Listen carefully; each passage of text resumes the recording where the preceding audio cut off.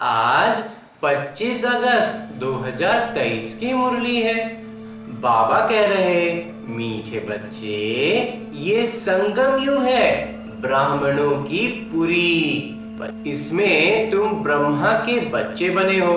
तुम्हें बेहद के पिता का वर्षा लेना है और सभी को दिलाना है। खुद लेना भी है और फिर दूसरों को दिलवाना भी है बाबा से।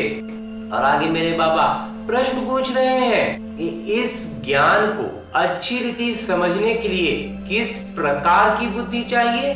उत्तर बतलाते हैं मेरे बाबा, व्यापारी बुद्धि वाले ही इस ज्ञान को अच्छी रीति समझेंगे। ये है बेहद का व्यापार। बाबा बच्चों को भिन्न भिन्न कमाई की युक्तियां बताते रहते हैं। बच्चों का काम है मेहनत करना। ऐसी युक्ति निकालनी चाहिए जिससे स्वयं की भी कमाई जमा होती रहे और सर्व का भी कल्याण हो। तो बाबा की याद और सेवा ही कमाई का साधन है। गीत है, रात के राही थक मत जाना। ओम शांति। धारणा है, रुद्रमाला में पहला नंबर आने के लिए, सबसे क्रम में सबसे ऊपर आने के लिए निरंतर बाबा की याद में रहना है। बाबा और मीठे घर की याद में स्वयं को पावन बनाना है और रूहानी पंडा बन सबको सच्ची यात्रा करानी है। एक बाबा की श्रीमत से स्वयं को दोहरा सिरताज बनाना है।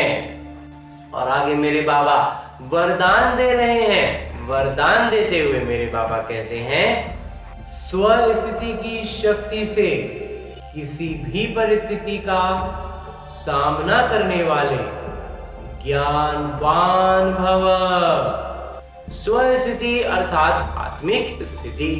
परिस्थिति व्यक्ति व प्रकृति द्वारा आती है, लेकिन अगर स्वस्थिति शक्तिशाली है तो उसके आगे परिस्थिति यानी परिस्थिति कुछ भी नहीं है। स्वस्थिति वाला किसी भी प्रकार की परिस्थिति यानी परिस्थिति से घबरा नहीं सकता, क्योंकि ज्ञानवान आत्मा हो गई, आत्मा ज्ञान से परिपूर्ण है। उसे तीनों कालों की सर्वात्माओं की ज्ञान है।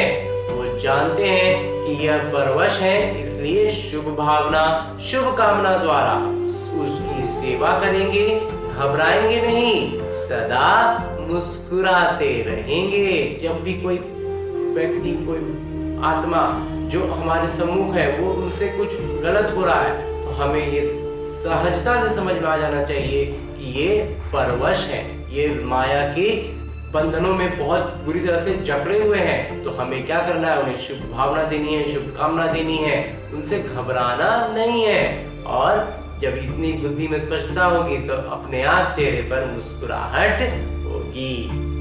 और अंत में स्लोगन है, मुरली का उपदेश है कि भाग्यवान वो है जो सदा भाग्य के गुण गाए, कमजोरियों के नहीं। हाँ जी बाबा, एकदम मेरा भाग्य सर्व सर्व सर्वश्रेष्ठ भाग्य है। बहुत बहुत बहुत श्रेष्ठ भाग्य है बाबा, बहुत श्रेष्ठ भाग्य है, क्योंकि इसमें आप मिले हैं बाबा।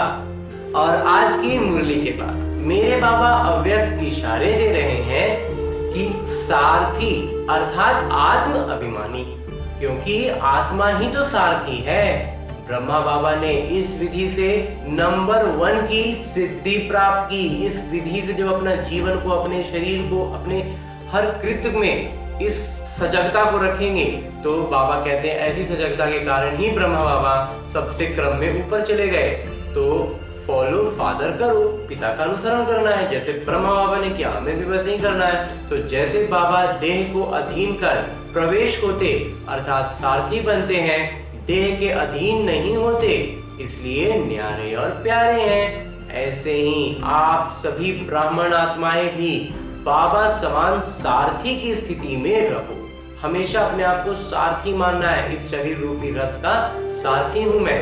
तो सारथी स्वतः ही साक्षी हो, कुछ भी करेंगे, देखेंगे, सुनेंगे, सब कुछ करते भी माया की लेप छेप में निर्लेप रहेंगे। सब कुछ जो दैनिक जीवन में जो कार्य करने हैं वो तो करते रहेंगे, लेकिन हमारा देखने का नजरिया हर जीवन के हर एक छोटी छोटी पहलुओं पर भी हमारा रुझान ही बदल जाएगा। हम अब आत्मिक रूप में रहेंगे और एक सारथी के रूप में इस शरीर से बस वो सब काम हमें करने होंगे। तो क्या होगा, माया से हम निर्लेप रह जाएंगे। अच्छा, ओम शांति बाबा, ओम शांति।